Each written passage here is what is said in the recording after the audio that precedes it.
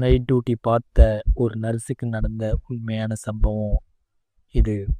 வீடியோவை லாஸ்ட் வரைக்கும் பார்த்தா தான் அந்த நைட்டில் என்ன நடந்துச்சுன்னு உங்களுக்கு புரியும்.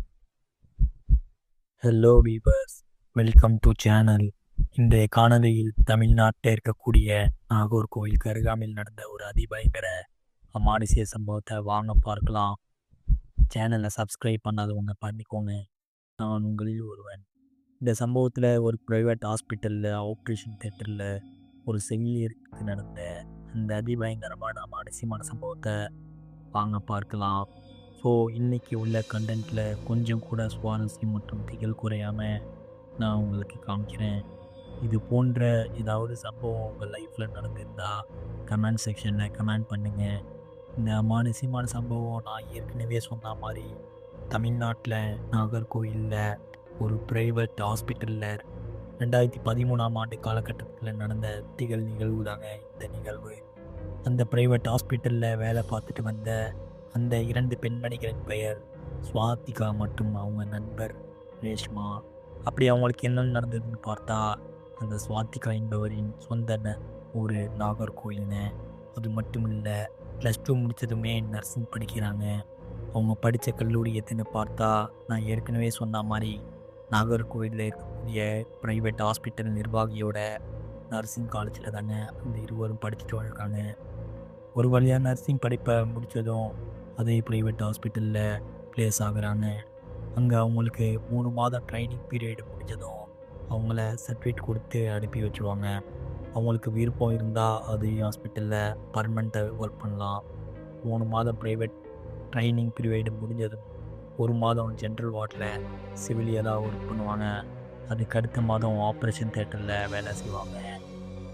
அதுக்கு அடுத்த மாதம் ஐசியூவில் வேலை பார்த்து முடிச்சதும் அவங்களுக்கு சர்டிஃபிகேட் கொடுத்து அனுப்பிடுவாங்க. இந்த ரீசன்னால் நம்ம ஏற்கனவே படித்த கல்லூரி தானே அப்படின்னு ஹாஸ்பிட்டலில் போய் ரொம்ப சந்தோஷமாக ஜாயின் பண்ணிடுறாங்க. நான் ஆல்ரெடி சொன்ன மாதிரி முதல் ஒரு வாரம் 1 மாதம் காலகட்டம் ரொம்ப சந்தோஷமாக இருந்துச்சுங்க. இந்த சமயத்தில் ரேஷ்மாவுக்கு நிறையா கற்றுக்கணும்னு ஆசைப்படுறாங்க. அது மட்டும் இல்லைங்க, அவங்க ரொம்ப போல்டான பெண்மணிங்க. அதுக்கடுத்து 1 மாதம் முடிஞ்சதும் ஜென்ரலில் இருந்து ஓடி அப்படிங்கிற ஆப்ரேஷன் தேட்டரில் மாற்றி விட்டுறாங்க. இந்த ஹாஸ்பிட்டலில் நான் ஏற்கனவே சொன்ன மாதிரி மிக ஃபேமஸான ஹாஸ்பிட்டலுங்க. 18 கிராம மக்களும் அந்த ஹாஸ்பிட்டலை நம்பி தாங்க இருக்காங்க. அந்த அளவுக்கு ஃபேமஸான ஹாஸ்பிட்டலும் தாங்க அந்த ஹாஸ்பிட்டல். அப்படி இருக்கும்போது இந்த ஹாஸ்பிட்டலில் 4 ஆப்ரேஷன் தேட்டர் இருந்துச்சுங்க. அந்த அளவுக்கு ஆப்ரேஷன் அங்கே நடந்துச்சுங்க.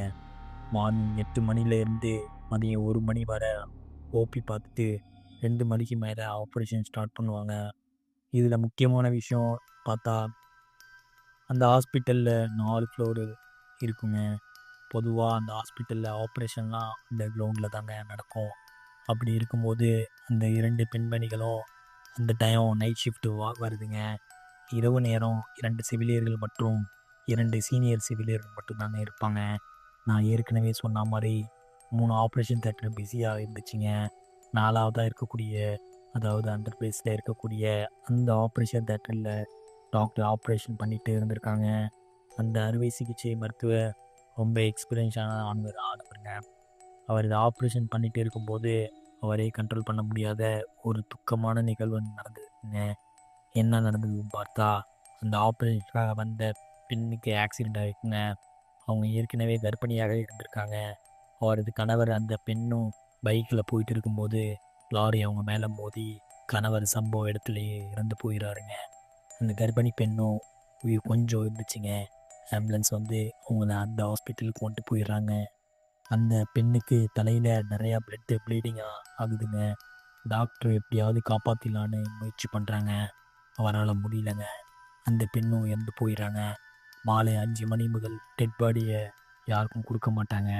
அது அந்த ஹாஸ்பிட்டலுடைய ரூல்ஸுங்க.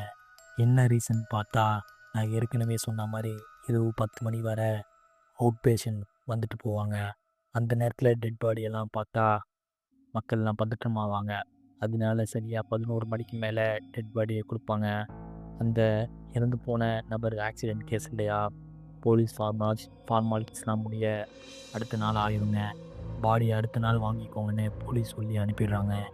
அந்த ஹாஸ்பிட்டல் நிர்வாகம் அந்த பாடியை ஆப்ரேஷன் தியேட்டரில் பேக் பண்ணி ஒரு கார்னரில் வச்சிடுறாங்க.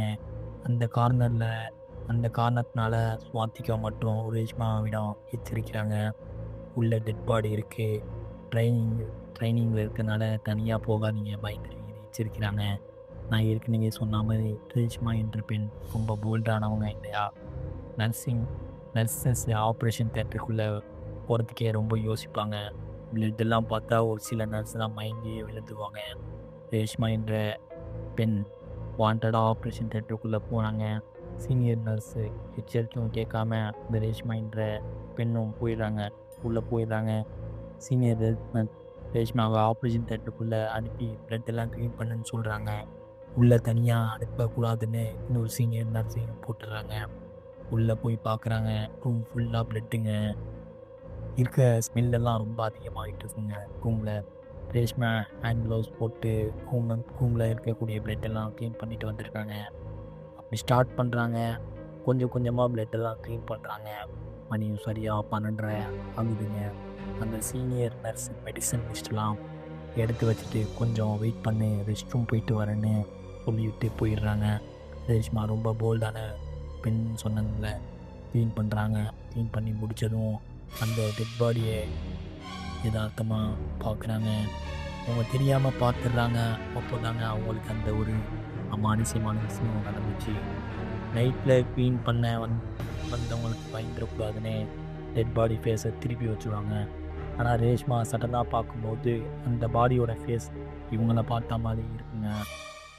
பாடி தலையை திருப்பம் ரொம்ப கடினமாக இருக்குங்க. அதாவது எந்த பணமுடைய உடலுடைய பாடியை திருப்பணும்னா அது ரொம்ப கஷ்டமான விஷயங்க. இது மட்டும் இல்லை, இந்த பாடி பேக் பண்ணியிருக்காங்கன்னு நான் முன்னாடியே சொன்னேன் இல்லையா? ஃபேஸ் மட்டும் கவர் பண்ணாமல் விட்டுறாங்க. அந்த டெட் பாடி ரேஷ்மாவை பார்த்த மாதிரியே இருக்குங்க. ரேஷ்மா நடுங்கி போயிடுறாங்க. வேகமாக ஓடுறாங்க. ஆப்ரேஷன் தியேட்டர்லேருந்து டோர் ஓப்பன் பண்ண ட்ரை பண்ணுறாங்க. அவங்களால முடியலங்க. அதுக்கடுத்து என்ன நடந்து பார்ட் 2ல் சொல்கிறேன். பார்ட் 2 வேணும்னா கமெண்ட் செக்ஷனில் கமெண்ட் பண்ணுங்கள். சேனலை சப்ஸ்கிரைப் பண்ணாதவங்க சப்ஸ்கிரைப் பண்ணுங்கள். நான் உங்களை